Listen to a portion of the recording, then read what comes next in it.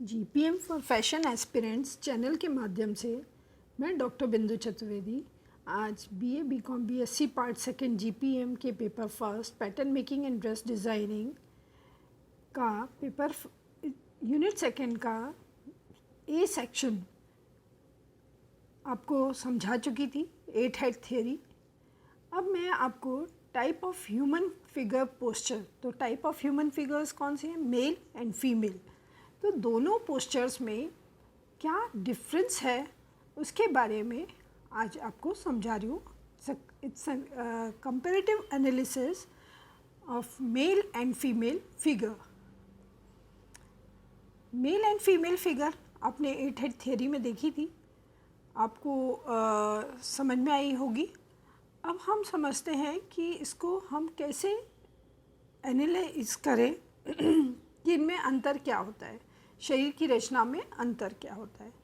सबसे पहले, जबकि शरीर की बढ़ोतरी प्राकृतिक प्रभाव से होती है, स्त्री तथा पुरुष शरीर रचना में तथा आकार में अंतर पाया जाता है।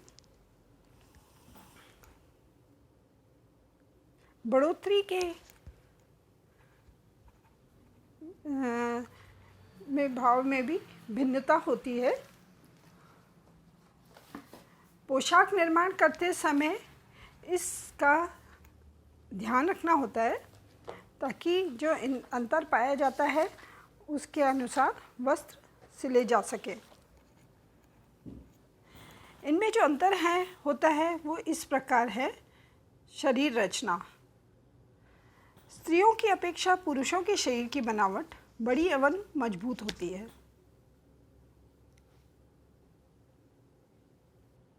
आप देख पा रहे होंगे। कद एवं लंबाई, स्त्रियों की अपेक्षा पुरुषों का कद औसतन करीब 6 सेंटीमीटर से 10 सेंटीमीटर तक ज़्यादा होता है। जैसे यदि स्त्रियों की औसत लंबाई 162 सेंटीमीटर से 165 सेंटीमीटर मानी जाए तो पुरुषों की औसत लंबाई 172 यानी 172 से 175 यानी 175 सेंटीमीटर होती है। धड़, पुरुषों की अपेक्षा स्त्रियों के धड़ की लंबाई पूरे शरीर की लंबाई की तुलना में ज़्यादा होती है। जैसे 8 मस्तिष्कीय प्रणाली के अनुसार धड़ और टांगों का प्रमाण इस प्रकार होता है।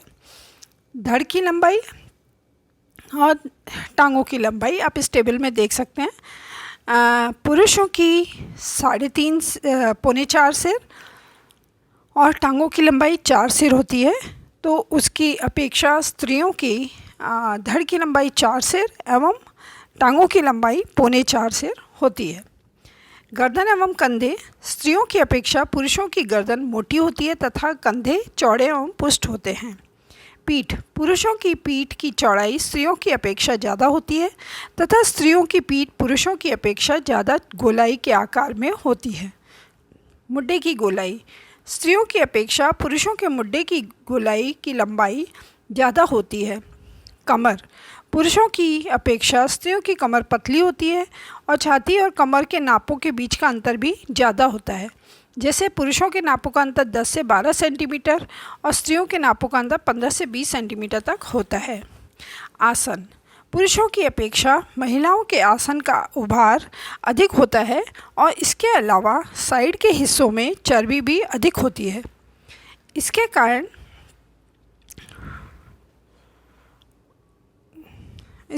स्त्रियों का आसन फैला हुआ नज़र आता है। कमर का विभाजन, पुरुषों की कमर का नाप अगले तथा पिछले हिस्से में समान होता है, किंतु स्त्रियों में अगले हिस्से का कमर का नाप पिछले हिस्से के नाप से ज़्यादा होता है। जैसे यदि पूरी कमर का नाप 80 सेंटीमीटर हो तो अगला नाप 42 सेंटीमीटर और पिछला नाप 38 सेंटीमीटर होगा। बाजू, स्त्रियों की अपेक्षा पुरुषों की बाजू मजबूत तथा सशक्त होती है। कोहनी के निचले हिस्से में मांसपेशियां भी ज़्यादा होती हैं। पुरुष के शरीर की रचना मजबूत तथा सशक्त होती है और स्त्रियों की शरीर रचना नाजुक तथा पतली होती है।